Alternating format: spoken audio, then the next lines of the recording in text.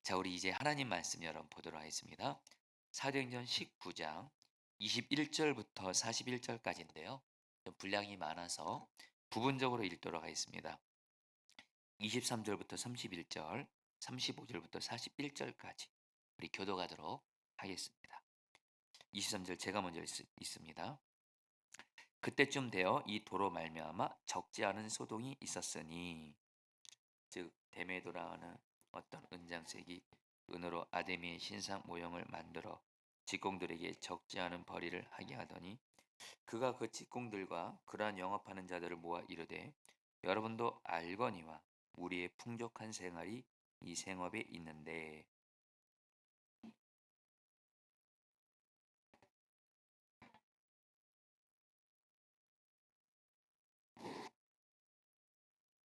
이는 그대들도 보고 들은 것이라. 우리의 이 영업이 천하여질 위험이 있을 뿐 아니라 큰 여신 아데미의 신전도 무시당하게 되고 온 아시아와 천하가 위하는 그의 위엄도 떨어질까 하노라 하더라.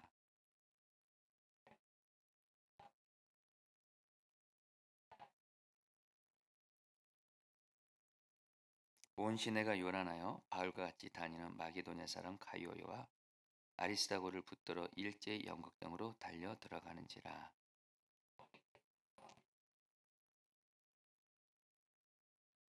또 아시아 관리 중에 바울이 친구된 어떤 이들이 그에게 통지하여 연극장에 들어가지 말라 권하더라. 35절 여러분들 읽겠습니다. 서기장이 시작.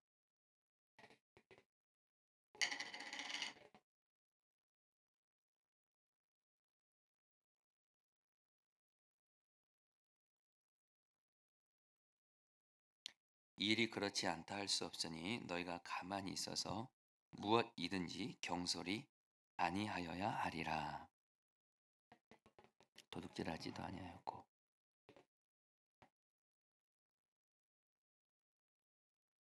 만일 데메드리오와 그 함께 있는 직공들이 누구에게 고발할 것이 있으면 재판 날도 있고 총독들도 있으니 피차 고소할 것이요.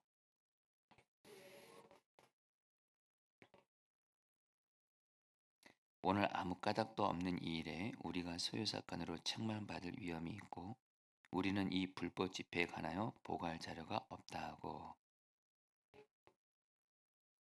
아멘. 여러분들에게 우리 오늘 말씀 시작하면서 고든 맥도날드 목사님이라고, 네, 정말 귀한 목사님이신데요.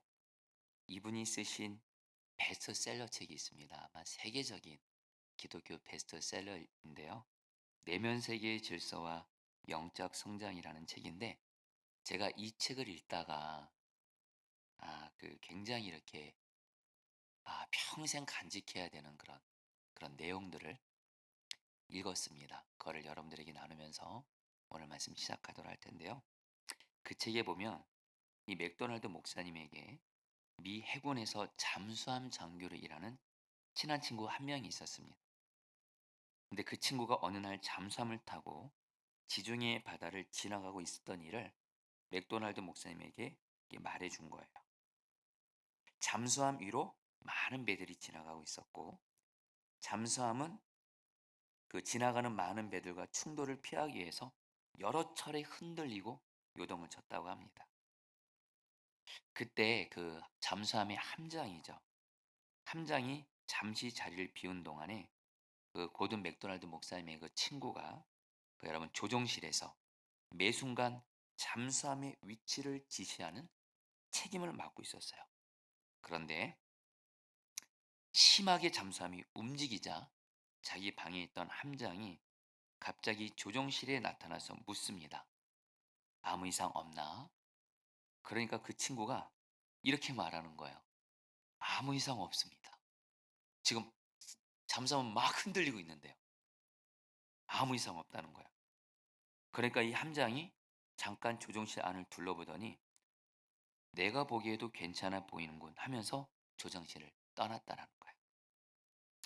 이 이야기를 맥도날드 목사님이 이 책에서 하시면서 이런 말씀을 하세요. 여러분 잘 들어보세요.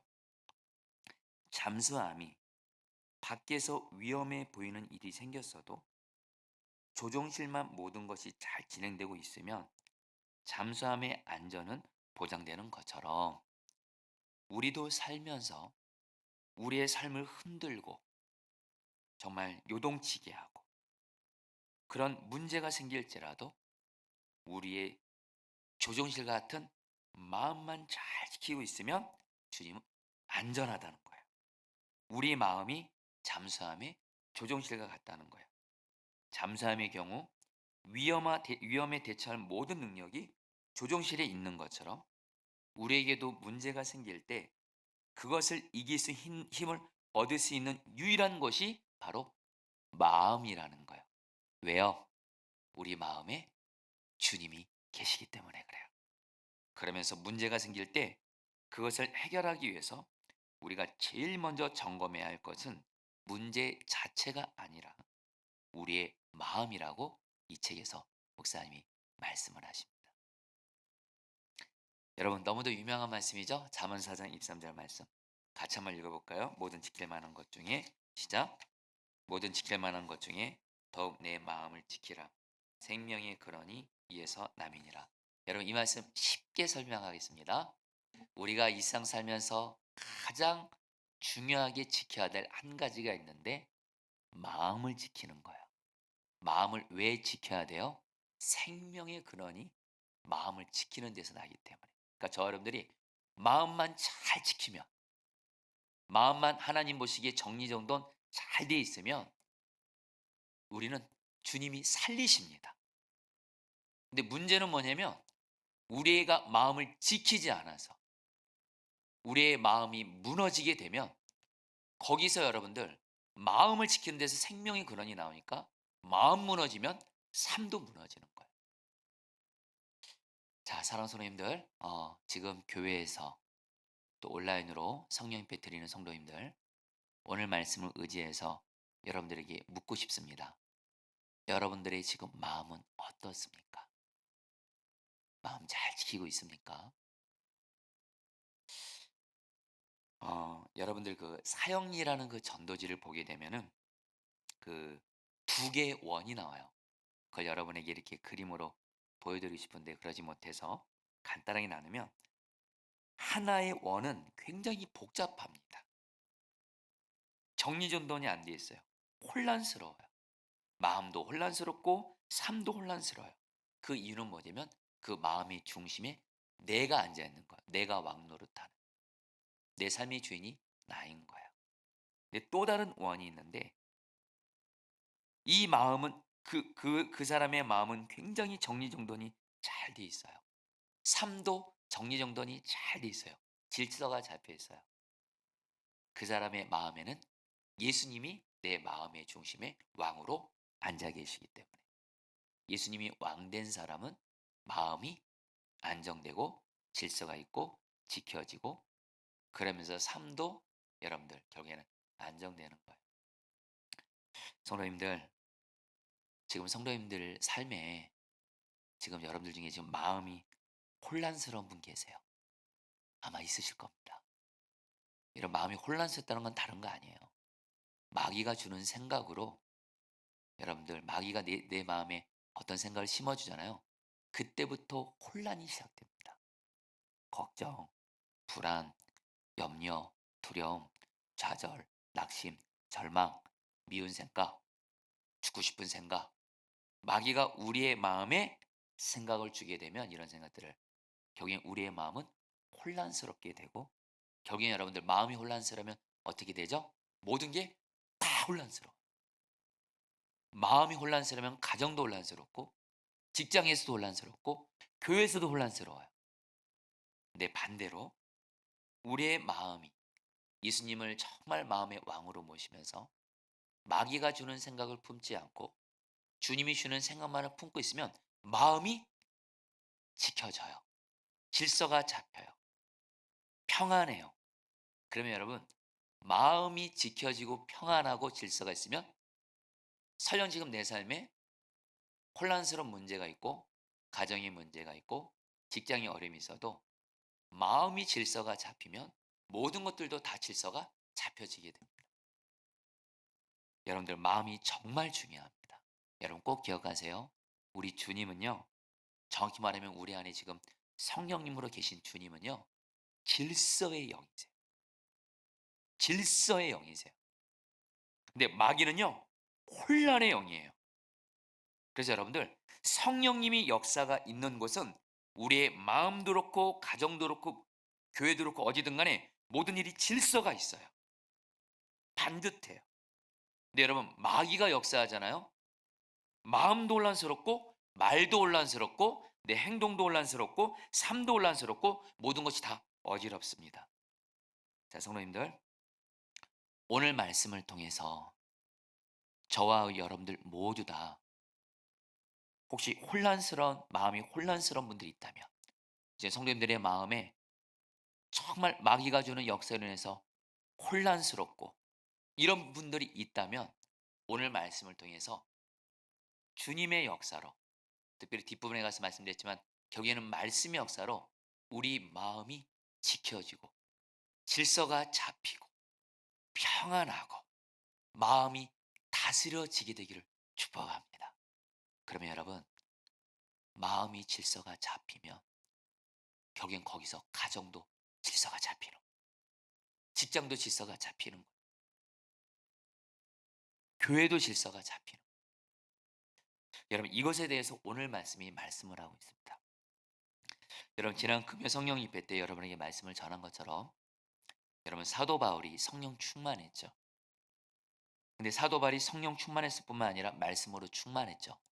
성령과 말씀이 충만했던 사도 바울이 에베소에서 전도할 때 어떻게 했죠? 사도 바울을 통해서 성령과 말씀의 분이 놀랍게 일어나죠. 예수님을 믿지 않은 사람들이 예수님을 믿게 돼요. 그리고 병자들이 치유되고 귀신이 떠나가고, 그래 여러분 기억하시나요? 그 에베소에 있던 수많은 우상을 섬기는 사람들이 바로 우상과 관련된, 마술과 관련된 책들을 다 불사릅니다. 그 책값이 은 5만이 되었다 그러죠. 이 은 5만을 오늘날로 환산하면 수십억이라고 합니다. 여러분, 우상을 섬겼던 사람들이 말씀과 성령의 부흥이 임하니까 여러분들 우상을 다 태워버려요. 여러분, 놀라운 일이죠. 자, 근데 여러분들, 우리가 사도행전을 보면 여러분 좀 공식이 있습니다. 성령의 부흥이 임하게 되면 반드시 마귀는 또 역사합니다.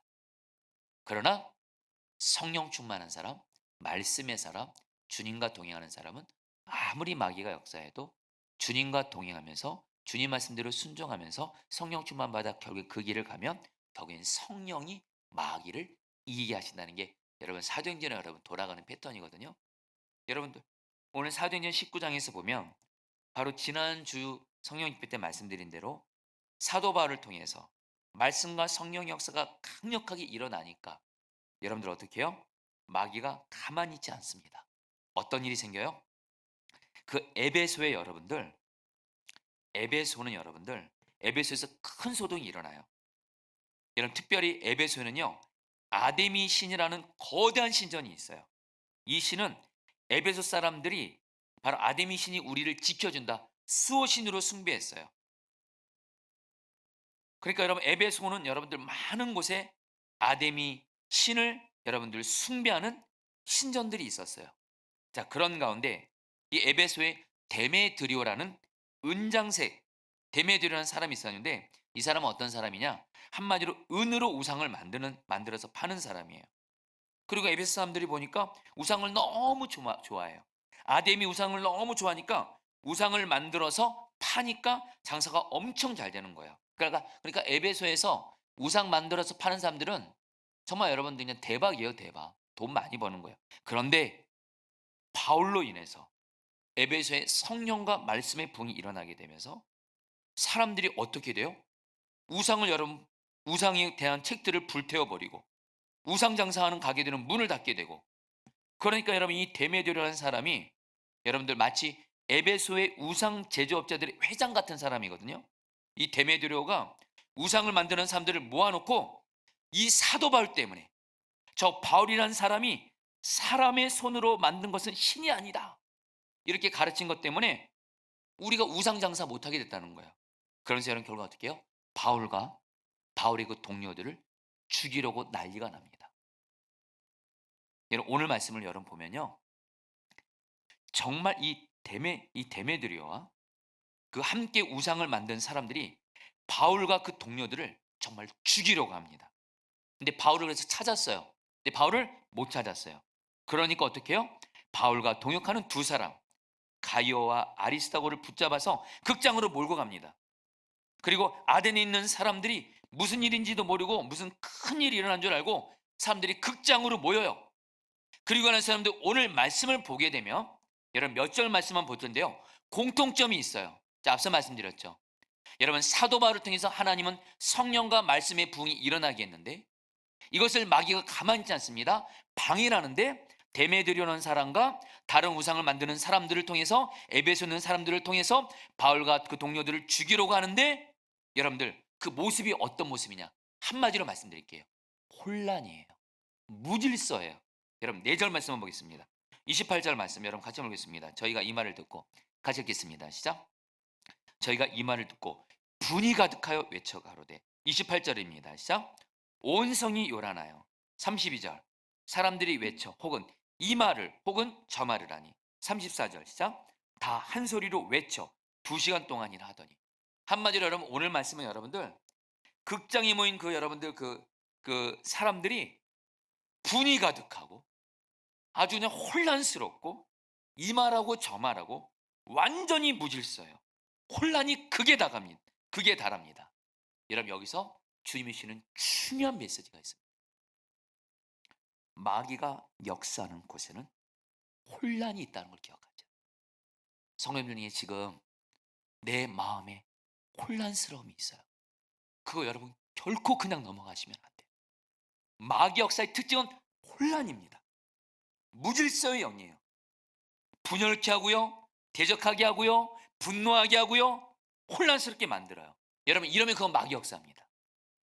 불안하고 갈피를 못 잡고. 근데 여러분 성령님은 어떤 분이세요? 성령님이 역사하시는 곳에는 평안이 있어요. 하나됨이 있어요. 여러분 질서가 있어요. 여러분 오늘 말씀을 통해서 주님이 그걸 말씀하시는 거예요. 자, 성도님들 간절함 나눕니다. 저와 여러분들의 지금 마음에 어떤 문제로 인해서든 어떤 고난으로 인해서든 어떤 것이 사람으로 인해서든 지금 내 마음에 혼란스러움이 있다. 지금 막 혼란스러워요. 혼란스럽고 이해가 안 되고 그런 생각 들 때 여러분 그거 마귀 역사입니다. 그대로 가시면 안 됩니다. 반드시 주님께서 우리의 마음을 다스리게 하셔서 우리의 마음을 질서 있게 지켜주시고 할렐루야. 여러분 마음이 질서가 잡히잖아요.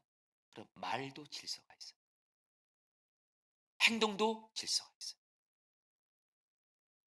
여러분들 오늘 여러분들에게 혹시 마음이 혼란스러운 분들에게 주의 영이 여러분들의 마음을 평안과 질서로 붙들어 주시기를 축복합니다. 그리고 여러분들 우리의 마음이 질서가 잡히잖아요. 거기서 끝나지 않아요. 우리 주님은 질서의 영이시래도요. 우리 가정 안에 무질서가 있어요. 우리 가정 안에 불안함이 가득해요. 우리 가정에 혼란이 있어요. 이때 여러분들 우리의 마음을 질서 있게 다스리시고 지키시는 주님께서는 반드시 우리 마음을 통해서 우리의 가정도 질서 있게 바로잡아 주시는 줄 믿습니다. 여러분 중에 지금 내 마음도 그렇고 가정도 그렇고 직장도 그렇고 심지어는 교회에서조차도 혼란스러워. 막 이해가 안 돼, 이해가 안 돼. 그래서 자꾸 마음에 분노가 일어나요. 사람들 보면 짜증이 나요. 사랑이 안 되고 판단 정죄만 돼요. 사람을 보는데 단점만 보여요. 마음에 불안함이 있어요. 두려움이 몰려와요. 여러분, 마귀가 역사하는 곳에 혼란이 있습니다. 오늘 여러분 그러나 걱정 마세요. 오늘 말씀을 통해서 여러분 이제 뒷부분 가서 보시면 알겠지만 주님께서 이 에베소 사람들이 모여서 일으켰던 소동들을 하나님이 결국에는 잠잠케 하십니다. 악한 영의 무질서한 역사들, 혼란스러운 역사들을 끝내주십니다. 여러분, 솔직히 우리에게 이런 은혜 필요하잖아. 아멘이세요? 여러분, 지금 내 마음에 혼란이 있어요.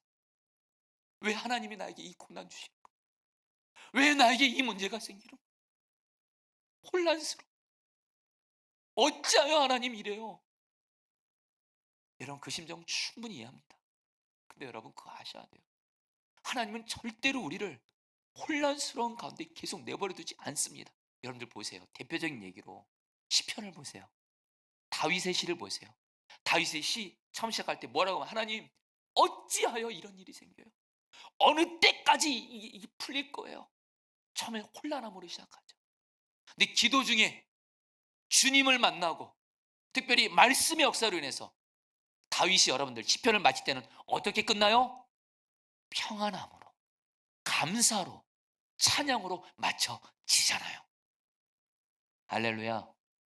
여러분들, 오늘 주님께서 여러분들에게 혼란스러운 마음, 혼란스러운 가정, 혼란스러운 직장, 심지어는 혼란스러운 교회까지도 주께서 다스려주셔서 평안케 되고 질서 있게 되는 은혜가 임하게 하실 것입니다. 근데 여러분들, 어떻게 하면 우리의 마음이, 혼란스러운 마음이 평안하게 질서로 바뀔 수 있을까요? 나아가 우리의 가정도, 직장도, 교회도, 우리의 삶도 어떻게 질서로 잡힐 수 있을까요? 여러분들, 답부터 말씀드립니다. 바로 하나님의 말씀의 역사로 혼란스러운 마음과 삶이 질서로, 평안함으로 바뀌는 줄 믿습니다. 히브리서 4장 12절 말씀 같이 한번 읽어볼까요? 하나님의 말씀은, 시작.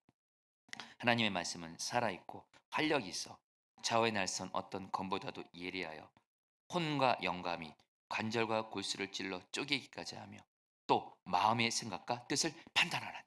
여러분들, 이 말씀은 쉽게 이런 뜻입니다. 여러분, 우리 마음에 세 가지 생각이 있어요. 마귀가 주는 생각이 있어요. 또 내 생각도 있어요.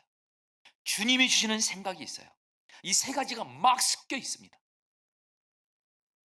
근데 여러분, 이 세 가지 생각을 마치 예리한 칼날처럼, 수술용 칼처럼 우리의 마음에 마귀의 생각을 잘라버리고 내 자의 생각을 잘라버리고 오직 하나님이 주신 생각으로 내 마음을 해주는 하나님의 도구가 있어요. 하나님의 말씀입니다. 하나님, 여러분, 한마디로 하나님이 우리에게 말씀을 주시잖아요. 내가 예배 때 설교를 통해서 여러분, 목사가 설교를 하죠. 제가 이제 여러분들에게 설교를 하고 있잖아요. 근데 이 설교를 듣다가 하나님이 여러분들에게 나에게 어떤 말씀을 주세요. 여기서 말하는 건 목사의 말을 말하는 거 아닙니다. 목사가 성경을 통해서 어떤 말씀을 설교할 때 그 말씀이 나에게 딱 주어져요. 한순간 모든 불안, 걱정, 염려, 두려움, 혼란은 그 순간 다 끝나버려요. 할렐루야. 또 하나, 내가 말씀을 읽어요. 묵상해요. 공부해요. 그래, 하나님이 여러분들 보세요. 마귀가 우리 마음을 혼란하게 만든대. 여러분에게 특별히 지금 내가 어떤 고난 당하는데 이해가 안 되는 분들 계세요. 혼란스러운 분 계세요. 그거 자꾸 여러분들 내가 그냥 생각하려고 하고 해결 방법 없습니다. 그러나 하나님의 말씀이 임하기만 하면 되면, 하나님의 말씀은 좌우에 나선 어떤 검보다도 예리하여 마귀의 생각과 내 생각과 주님의 생각을 쪼개면서 오직 주님의 생각만을 남게 하시면서 여러분, 우리 마음의 혼란함을 한순간에 해결해 주시는 줄 믿습니다. 여러분, 주님은요, 저와 여러분들이 혼란스러운 가운데 있고 어떤 고난과 위기와 이해할 수 없는 문제로 인해서 너무너무 힘들 때 우리 하나님 팔짱 끼면서 한번 잘하나 보자. 너 혼란스럽지? 한번 잘해봐. 이런 건 아니세요. 우리를 살려주세요. 바로 잡아주세요. 답을 깨닫게 하세요. 근데 그게 바로 뭐예요? 말씀입니다. 할렐루야. 여러분, 지난 목요일입니다. 어떤 한 성도님이 계세요. 제가 이름은 임명을 하겠습니다. 너무 몸이 아프신 거예요. 그래서 "목사님 저 신방해 주세요." 연락이 왔어요. "목사님 저 너무 불안해. 너무 불안해. 목사님 와 주세요." 그래서 여러분들 하영이와 함께 신방 갔습니다. 할렐루야. 신방 갔어요. 이 성도님 보니까 여러분에게 다 나눌 수 없지만 질병으로 인해서도 너무 힘들고 그 병원에서 너무 오랫동안 힘드셨어요. 그리고 사람으로 인해 상처받아서 너무너무 힘들어하세요. 또 가정의 문제로도 너무너무 힘들어하세요. 제가 그 성도님의 얘기를 들으면서 제가 봐도 이 성도님의 삶이 너무 혼란스러워. 영적으로도 혼란스러워서 무너져 있어요. 기도도 안 돼. 몸은 병은 깊어만 가고 낫지를 않고 가정은 가정대로 고난이 있고 또 사람한테 상처받아 가지고 목사님 저 이해가 안 돼요. 이 혼란스러워. 여러분 제가 그런 분을 제가 어떻게 살리겠어요, 여러분. 근데 여러분 주님께 그 성도님을 위해서 기도할 때 하나님 말씀을 주세요. 이 성도님을 살릴 수 있는 말씀을 주세요. 그래서 여러분들 주님이 그 마가복음 5장에 있는 혈루증 여인에 대한 말씀을 전했어요.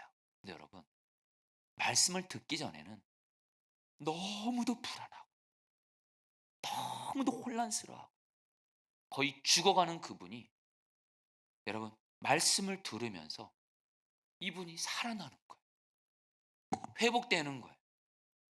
할렐루야. 끝나고 나서 여러분 말씀 딱 전하고 기도해 드리고 그냥 말씀을 들으면서 계속 우시더라고요. 계속 우시더라고요. 아 그때 깨달았어요. 슬퍼서 온 게 아니에요. 말씀으로 이분에게 있는 문제들을 하나님이 말씀으로 해석해 주시고 말씀으로 답을 주시고 말씀으로 희망을 주시니까 그 말씀 앞에서 계속 우시고 여러분 나중에 그 말씀으로 정말 살아나시고 그래서 그 신방을 하나님의 은혜로 마치고 왔어요. 말씀이 우리의 혼란스러움을 해결하는 주님의 답인 줄 믿습니다. 여러분에게 조금 와닿게 좀 말씀드려 볼게요. 제가 구리에서 교회를 개척하려고 할 때 주님이 저에게 구리에서 교회를 개척하라는 마음을 주셨어요. 근데 여러분 제가 구리를 딱 갔는데 제가 구리를 제 기억에 사실 저는 구리라는 것을 잘 모릅니다. 구리라는 것을 딱 가서 하나님이 구리에 교회를 개척하라 이런 마음 주셔서 중간과정은 생략할게요. 어떻게 구리로 하게 됐는지는. 근데 구리에 딱 갔는데 부동산을 찾아갔어요. 이제 그래서 그 부동산 업자분에게 그 부동산 중개업소 그 사장님에게 제가 구리에 교회를 좀 세우려고 하는데 아 저기 혹시 구리에 어떤 동네가 있나 그러니까 이 부동산 중개업자가 이렇게 말씀하시더라고요. 구리에 몇 개의 동이 있대요. 갈매동, 교문동, 인창동, 토평동, 수택동 여러 개가 있더라고요. 중요한 건 제가 이 동 중에서 어디다 교회를 개척할지 모르겠더라고요. 혼란스럽더라고요. 그래서 그 부동산 중개업소이신 분이 저기 "이 동네 중에서 어디 자리를 좀 보기를 원하세요?" 물어보시더라고요. 근데 여러분 저도 모르겠는데요. 모르겠는 거예요. 제가 뭐 구리를 알아야죠 뭐. 근데 왜 이렇게 동은 많아요. 갈매동, 교문동, 인창동, 토평동, 수대동. 근데 주님 어떡할까요? 할 때 주님이 그때 제가 교회를 개척할 때 주신 약속의 말씀이 있어요. 고린도전서 1장 27 절로 29절 읽어 드리죠. 그러나 하나님께서 세상에 미련한 것들을 택하사 지혜 있는 자들을 부끄럽게 하려 하시고 세상에 약한 것들을 택하사 강한 것들을 부끄럽게 하려 하시며 한마디로 하나님께서는 약한 자를 택하셔서 약한 자를 통해서 일하시면서 약한 자로 주님을 자랑하게 하는.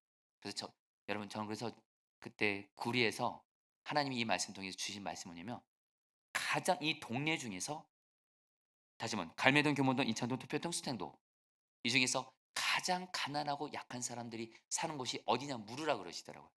그래서 제가 물었어요. 이 중에서 가장 가난한 동네, 가장 약한 동네가 어딘가 그러니까 그 부동산 중개업자분이 수택동이라 그러시더라고요. 그래서 여러분 수택동에 교회를 개척했어요. 여러분들 제가 구리에서 교회를 개척해서 시행착오를 많이 겪었지만요. 근데 분명한 건 뭔지 아세요? 저는 그때 신학대학원 2학년생이었습니다. 여러분, 목회 초년병이 교회를 개척해서 세운다는 건 정말 그거는 말도 안 되는 무모한 일인데, 그러나 분명한 거 한 가지, 그때 주님이 성경 말씀을 따라 바로 약한 사람들이 있는 곳에 교회를 세우라 말씀을 근거로 수태동에 세웠거든요. 분명한 여러분들, 수태동에 교회를 세웠고 거기서 한 4년 반 정도를 개척 목회하면서 그래도 하나님이 여러분 그 교회를 여러분들 지켜주시고 인도에 가시도록 역사에 가시더라고요. 그래서 저는 그때 깨달았어요. 하나님의 말씀이 임하면 내 혼란스러운 것들은 다 여러분들 한 번에 해결이 되는 줄 믿습니다. 하나님의 말씀이 임하면 돼요. 성도님들, 그러면서 여러분들에게 간절한 마음을 나눈 건 뭐냐면, 여러분들 지금 내가 무엇이 하나님의 뜻인지도 모르겠고 지금 혼란스럽고 살아가면서 이런 일들을 만날 때 여러분들이 제일 먼저 할 일이 있습니다. 자꾸 내 생각만 하지 마세요. 생각은 꼬리에 꼬리를 물면 여러분 오히려 여러분 그 마귀의 밥이 돼버립니다. 말씀을 듣는 예배 자리를 가지고 하나님의 말씀이 있는 성경을 읽으시기를 축복합니다. 반드시 혼란스러움으로 힘들어하고 괴로워하는 여러분들을 주님이 말씀을 통해서 여러분에게 답을 주실 거예요. 갈 길을 말씀해 주실 거예요. 답을 주실 거예요. 그리고 그 말씀대로 붙들고 나가면 주님이 살리시고 승리하게 하신 줄 믿습니다. 제가 두 분의 이야기를 좀 더 해드려보자 합니다. 어느 권사님의 이야기입니다. 이 권사님은 기도도 많이 하시고 교회 충성하시는 분이신데 마음에 상처가 있었어요. 권사님의 예수님을 믿는 아들이 있었는데 그 아들이 집수리 도중에 화재로 죽은 거예요. 그래서 이 권사님은 아들이 그 죽은 슬픔으로 인해서 그 권사님의 마음 깊은 곳엔 슬픔이 가득했어요. 교회에서는 열심히 나름대로 봉사는 해요, 겉으로는. 근데 마음에는 감사 기쁨 다 떠났어요. 그리고 혼자 된 며느리와 손자를 보면서 권사님 안에는 하나님 어떻게 나에게 이런 고난을 받게, 하나님에 대한 원망이 자리 잡아 있어요. 권사님은 이러면 안 된다는 걸 알면서도 어쩔 수가 없어요. 너무 혼란스러운 거예요. 왜 내 아들을 이렇게 일찍 데려가죠? 너무 혼란스러운 거예요. 이렇게 신앙생활을 오래 하셨다는 거예요. 그런데 이 권사님이 어느 부흥회 때 정말 귀한 말씀의 사람인 어떤 목사님이 그 교회 부흥회를 갑니다.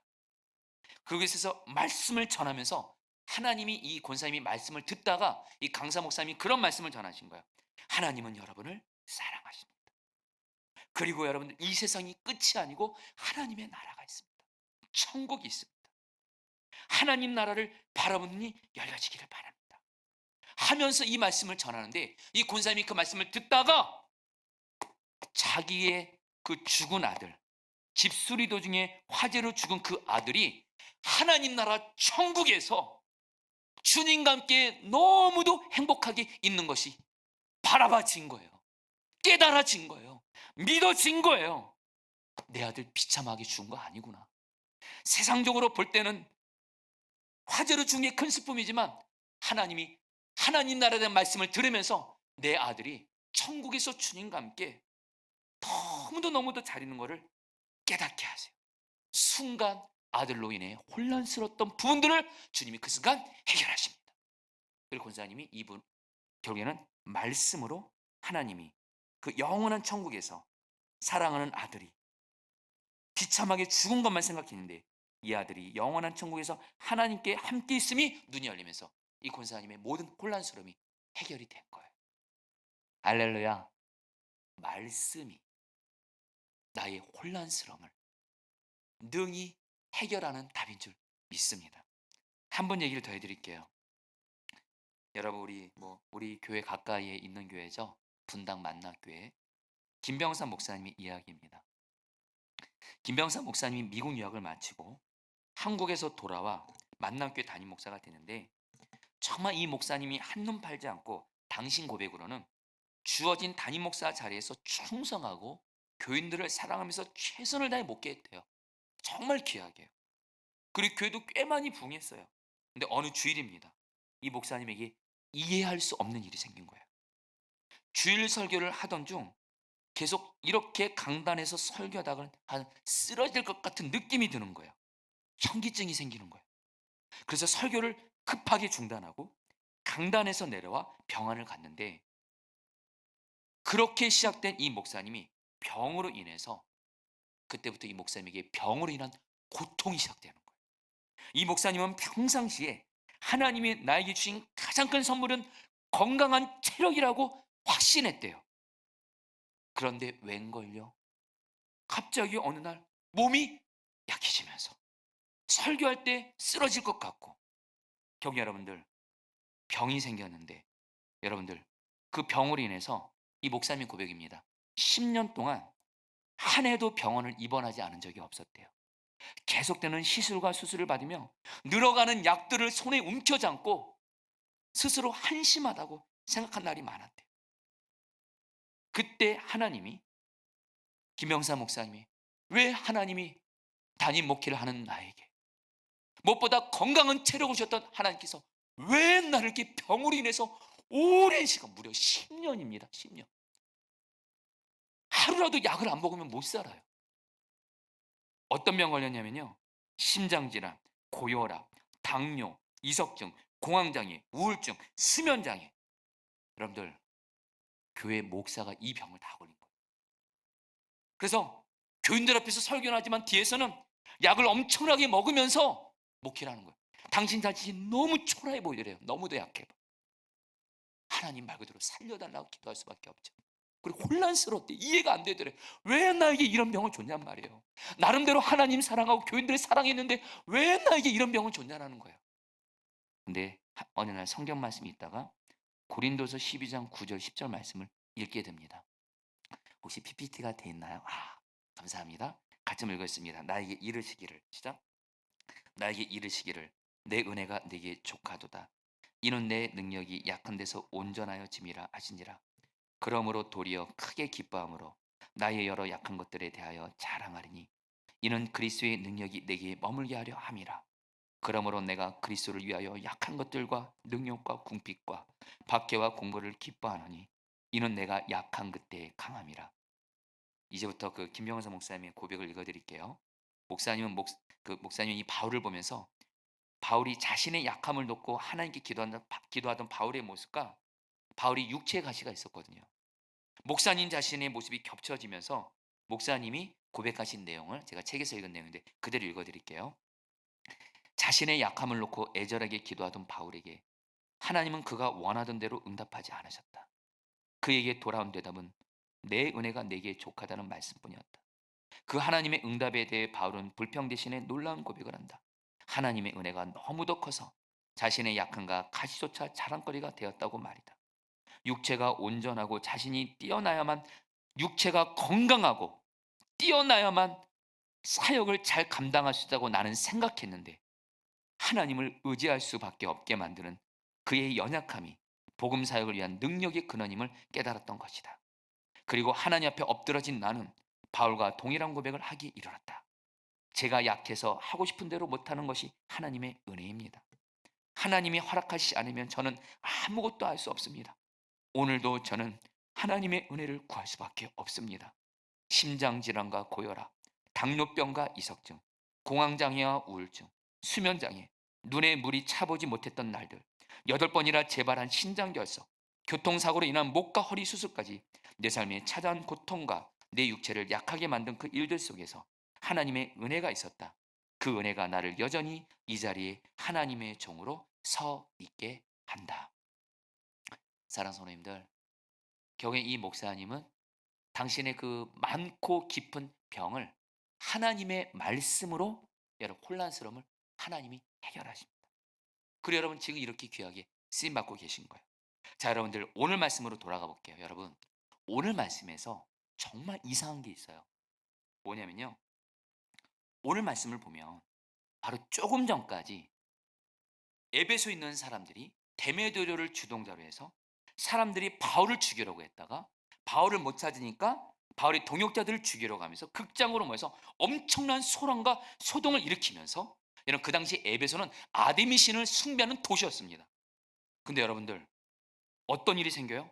이들이 모여가지고 바울을 죽이려고 하고 막 이런 상황에서 굉장히 혼란스러운 가운데 여러분 사도 바울이 어떻게 하냐면 오늘 말씀에서 보면요, 자기가 사랑하는 동료 두 사람이 자기 때문에 죽을 것 같으니까 사도 바울이 자기가 죽겠다고 나서기도 합니다. 그러니까 교인들이 이 상황에서도 침착하라 그래요. 바울을 말려요. 그리고서 하나님의 역사를 기다리는데 어떤 일이 생겨요? 놀라운 일이 생겨요. 에베소의 서기장이, 에베소의 서기장, 그 에베소를 맡고 있는 사람입니다.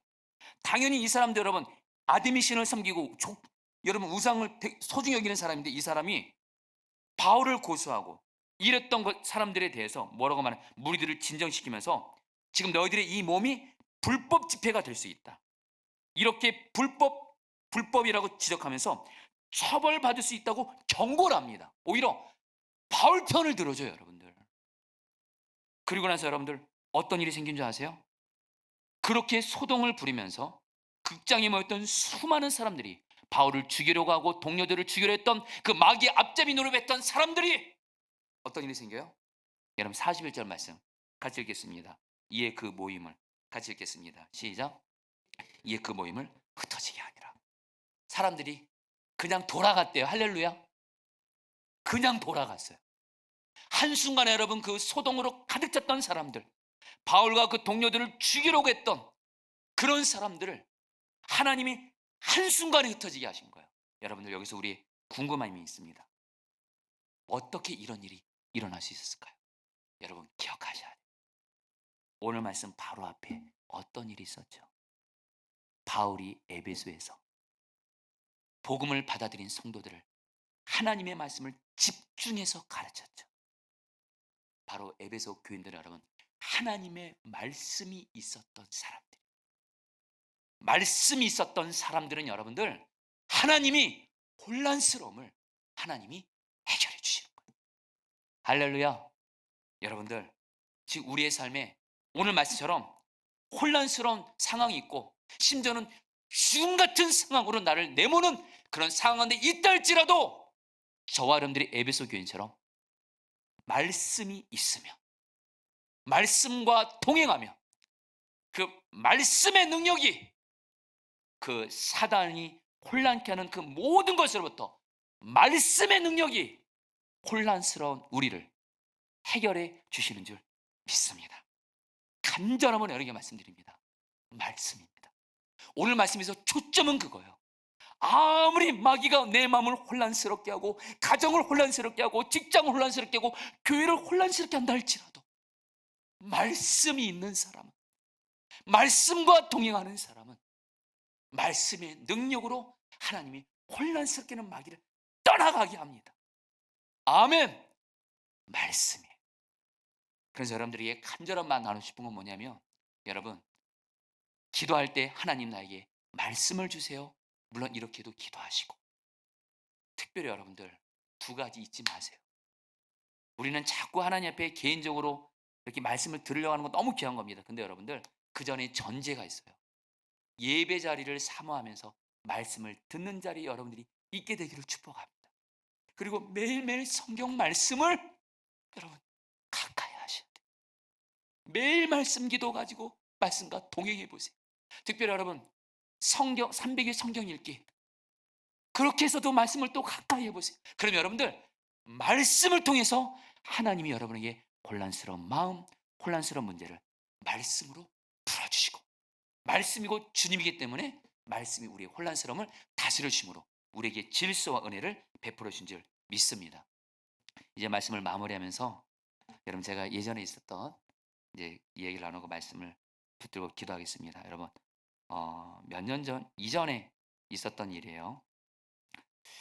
제가 어떤 큰 고난이 생겼어요. 이 고난으로 인해서 얼마나 마음이 힘들었냐면, 내가 이 고난으로 인해서 병이 들 것 같더라고요. 여러분 사실 고난이 너무 크면요, 그걸로 인한 스트레스로 인해서 극심한 스트레스를 받고 극심한 스트레스가 몸으로 오죠. 병이 들 것 같더라고요. 내가 이 고난으로 인해서 내가 이러다 죽겠구나, 이런 생각이 든 적이 있었어요. 그리고 혼란스럽기도 했어요. 왜 하나님은 나에게 이런 고난을 허락하시나. 그런 가운데 주님이, 그때는 우리 포도나무 교회를 주님이 1시간 기도 운동을 좀 계속 하게 하셨었어요. 근데 그때 여러분 1시간 기도하면서 주님이 저에게 하게 하신 것은 뭐냐면 1시간 기도할 때 그 큰 고난으로 인해서 너무 힘든 건데 기도만 하게 하신 것이 아니라 말씀을 읽으라고 하시더라고요. 기도에도 여전히 혼란스럽더라고요. 그런 가운데 말씀을 읽으라 그래서 주님이 창세기 37장부터 창세기 50장, 바로 요셉에 대한 말씀입니다. 요셉에 대한 말씀을 쭉 읽기 시작합니다. 그러니까 요셉도 말이에요, 저와 같이 계속 큰 고난이 생기는 걸 보게 됩니다. 요셉은 형들에 의해서 애굽으로 팔려갔죠. 보디발의 집에서 노예로 살았죠. 억울하게 감옥에 들어갔죠. 그런데 나중에 요셉이 애굽의 총리가 돼서 형들에게 이렇게 말하죠. 창세기 50장 20절 말씀. 이거는 여러분들 제가 해주셨네요. 감사합니다. 같이 읽겠습니다. 당신들은 나를 시작. 당신들은 나를 해하라 했으나 하나님은 그것을 선으로 바꾸사 오늘같이 많은 백성의 생명을 구원하게 하시려 하셨나니. 하나님은요, 요셉을 통해서 이루고자 하시는 선하신 뜻이 있었어요. 그것은 요셉을 애굽의 총리가 되게 하셔서 이스라엘을 나중에 애굽에 살게 하면서 이스라엘이 한 족속을 넘어 한 민족이 되게 하려는 계획이 있었고요. 그래서 하나님은 요셉을 애굽의 총리가 되도록 어떻게 해요? 애굽으로 팔려가 노예가 되게 하시죠. 그리고 보디발의 집에서 가정총무로 있으면서 애굽의 경제를 터득하게 하시고, 그리고 감옥에 들어가면서 바로왕이 술관원과 떡관원 같은 정치가들과 함께 있으면서 정치행정 교육을 받게 하시고, 무엇보다도 하나님은 요셉을 바닥으로 내려가게 하시면서 창세기 요셉에 대한 말씀 보면 계속 나오는 말이 있습니다. 하나님이 요셉과 함께 하시더라. 여러분, 이 말은 무슨 뜻이냐면요, 하나님이 일방적으로 요셉과 함께 했다는 뜻이 아니에요. 요셉 자신도 하나님을 죽어라고 바라본 거예요. 하나님 아니면 살 수 없기 때문에 하나님과 동행하는 사람으로 영적으로 준비시킨 거예요. 제가 이 요셉에 대한 말씀을 읽는데요, 주님이 저에게도 너무도 분명히 말씀하시더라고요. 주님은 제게 일어나는 모든 고난들이 반드시 하나님의 선하신 뜻을 이루는 통로가 될 것이다, 말씀을 주시더라고요. 창세기 50장 20절. 당신들은 나를 해하려 했으나, 어떤 고난이 나를 해하려 하지만 하나님은 이것을 선으로 바꾸셔서 오래 고난을 통해 많은 생명을 구원하는 일에 합력해서 선이 되겠다는 말씀을 성경을 읽으면서 받았어요. 그래서 제가 지금 그때 그 은혜를 지금도 잊지 못해요. 한순간에 사람이 살아나더라고요. 말씀으로 내가 완전히 혼란스러움이 해결이 되더라고요.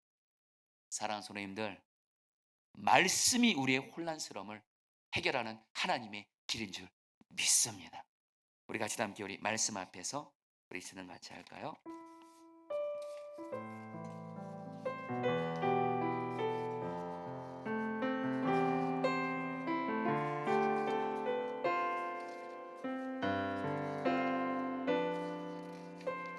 말씀 앞에서, 말씀 앞에서 경외함으로 주께 홀로 섭니다. 주께 홀로 섭니다. 생명의 말씀, 생명의 말씀 읽고 순종해 주를 예배합니다. 주를 예배합니다. 기록된 말씀 힘이 있어서, 기록된 말씀 힘이 있어서 진리로 우릴 거룩해 하며, 거룩한 말씀 세세 영원히 복음이 되어 말씀하시네. 하나님 말씀을 두려워 떠는 자, 그 말씀에 생명을 거는 자 한 사람 찾으시리. 주님의 약속을 믿어 하나님 말씀에 운명을 거는 자, 순종하며 주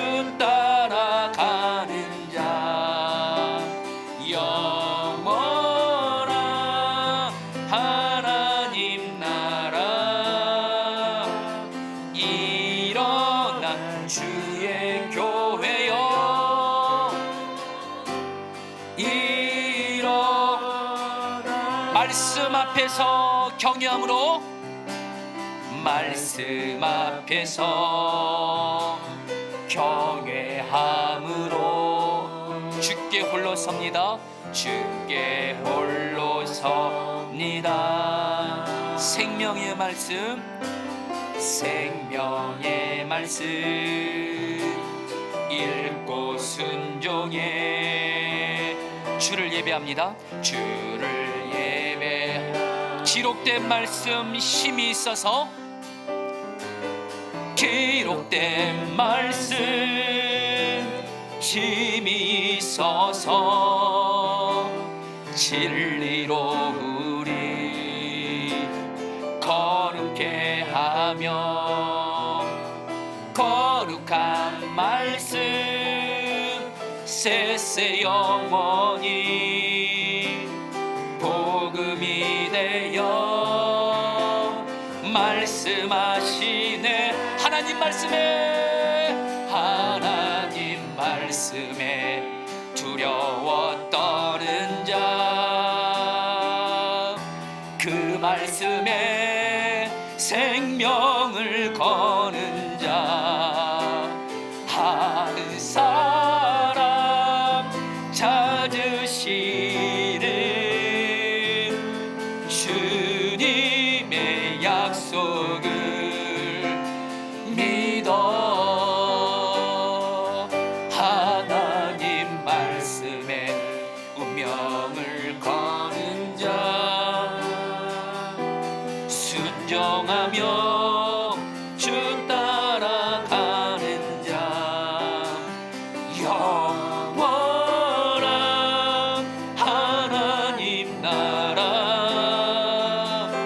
이뤄갈 주의 교회여 일어나라.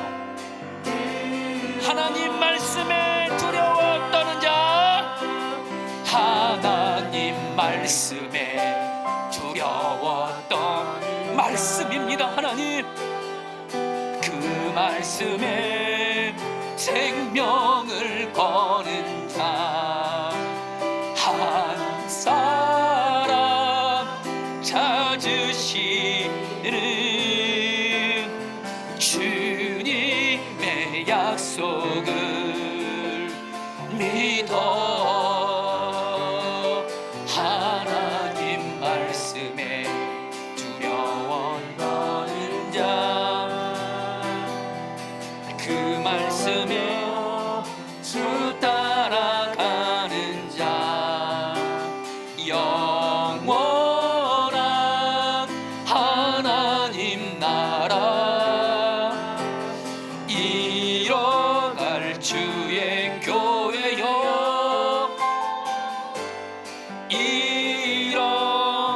일어나라. 우리 41절 말씀 붙들고 여러분들 기도하드렸습니다. 이에 그 모임을 흩어지게 하니라. 여러분, 오늘 말씀을 상상하세요. 에베소 교회 교인들은 겉으로 볼 때 능력 하나도 없습니다. 권력도 돈도 없습니다. 그러나 그들은 사도 바울을 통해서 두란노 서원에서 3년 동안 말씀을 집중적으로 훈련받았습니다. 그들은 말씀의 사람이었습니다. 겉으로 보기에는 너무도 약한 자였지만 그들 안에는 이 모든 것을 능히 다스리시고 어떤 마귀 역사도 다스리는 하나님의 말씀이 그들 가운데 풍성히 있었습니다. 결국에는 어떻게 해요? 하나님이 모든 악한 영의 역사들을 흩어지게 하십니다. 여러분, 이 시간에 기도하겠습니다. 첫 번째로 여러분, 우리 마음의 혼란스러운 부분들을 말씀으로 다스려 주십시오. 하나님, 내 마음이 복잡합니다. 내 마음이 혼란스럽고 흔들립니다. 주님, 어디로 가야 될지 내가 잘 모르겠습니다. 이 시간 주님, 말씀으로 내게 임하여 주십시오. 말씀으로 혼란스러운 내 마음을 다스려 주시옵소서. 우리 주 한번 부르셔 기도하시겠습니다. 주여, 주님, 주님 다스려 주십시오. 말씀입니다. 하나님, 말씀으로 우리의 혼란스러운 마음을 다스려 주십시오. 말씀으로 나를 만나 주십시오. 말씀으로 나를 만나 주십시오. 말씀으로 나를 만나 주십시오. 말씀으로 나를 만나 주십시오. 말씀으로 나를 만나 주십시오. 말씀으로 나를 만나 주십시오. 나의 마음을 만져줘서 말씀이 임함으로 말미암아 혼란스러운 마음을 말씀으로 다스려 주십시오.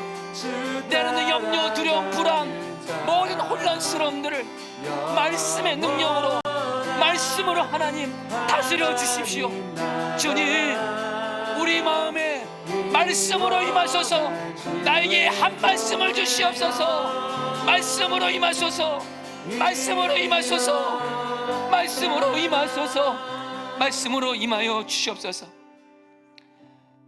여러분, 다시 한번 41절 이 말씀 붙들기도 합니다. 이에 그 모임을 흩어지게 아니라. 사도 바울과 에베소 교인들 얼마나 혼란스럽겠습니까? 하나님 말씀대로 순종해서 복음 전했는데 여러분들 죽을 위기 가운데 있었습니다. 그러나 이들 안에는 말씀이 있었고, 결국에 말씀이 이들을 죽이려고 하는 모든 악한 영의 역사들을 꺾어지게 하고 흩어지게 했던 것처럼, 여러분 이 시간에 지금 내 삶에 혹시 혼란스러운 부분들이 있을 겁니다. 가정에, 하나님 왜 내 가정에 이런 혼란스러움이 있어? 혹시 직장에서도 혼란스러움이 있고, 교회에서조차도 혼란스러움이 있고, 지금 나를 가장 혼란스럽게 하는 그 문제 가운데 여러분, 말씀이신 주님을 구하십시오. 주님, 주님의 말씀이 임하는 곳에 질서가 임하고 평강이 임하고 마귀는 떠나간 줄 믿사옵나니 나의 혼란스러운 이 문제 가운데, 이 기도 제목 가운데 말씀으로 나를 만나 주시옵소서. 말씀으로 혼란스러운 상황을 다스려 주시옵소서. 주여, 한번 불러 기도하시겠습니다. 주여, 주님 기도합니다. 주님 다스려. 주님, 주님, 주님 다스려주소서. 하나님, 말씀입니다. 우리에게 말씀하소서. 성경을 매일 읽고 말씀을 가까이 하게 하소서. 말씀을 가까이 하게 하소서. 말씀해 주소서. 혼란스럽고 힘든 이 부분에 대해서 말씀으로 답을 얻게 하시고, 말씀으로 임하여 주시고, 말씀으로 만나 주소서. 주님, 주님, 주님, 주님, 주님, 주님, 말씀으로 내 삶의 혼란스러운 부분들을 다스려 주십시오. 말씀으로 혼란스러운 부분들을 다스려 주옵소서. 말씀으로 혼란스러운 마귀역사들이 꺾여지게 하소서. 내 안에 평안이 임하게 하시고 질서가 임하게 하시고, 하나님 은혜가 임하게 하시고 사랑이 임하게 하시옵소서. 주님, 주님, 주님, 주님, 주님, 말씀으로 임하여 주시옵소서. 주님, 하나님 말씀에 두려워 떠는 자, 하나님 말씀에 두려워 떠는 자, 그 말씀에 생명을 거는 자, 한 사람 찾으시는 주님의 약속을 믿어. 하나님 말씀에 두려워 떠는 자, 순종하며 주 따라가는 자, 영원한 하나님 나라 이뤄갈 주의 교회여 일어나라. 우리 시간에 마지막으로 기도할 때 시편 1편 2절 3절 말씀 붙들고 기도했습니다. 오직 여호와의 율법을 즐거하며 그의 율법을 주야로 묵상하는도다. 그는 시냇가에 심은 나무가 철을 따라 열매를 맺으며 그 잎사귀가 마르지 아니함 같으니 그가 하는 모든 일이 다 형통하리로다. 여러분, 이 말씀 붙들고 여러분들 다시 한번 여러분들 올해 표입니다. 저 여러분들이 매일매일 성경 말씀 읽으면서 말씀을 가까이 하고 주님이 나에게 드리라는 예배 자리에서 말씀을 듣기만 하면 말씀이 여러분의 혼란스러운 마음, 혼란스러운 가정, 혼란스러운 직장, 혼란스러운 모든 걸 주님이 다 다스려 주실 것입니다. 하나님, 말씀을 생명같이 여기겠습니다.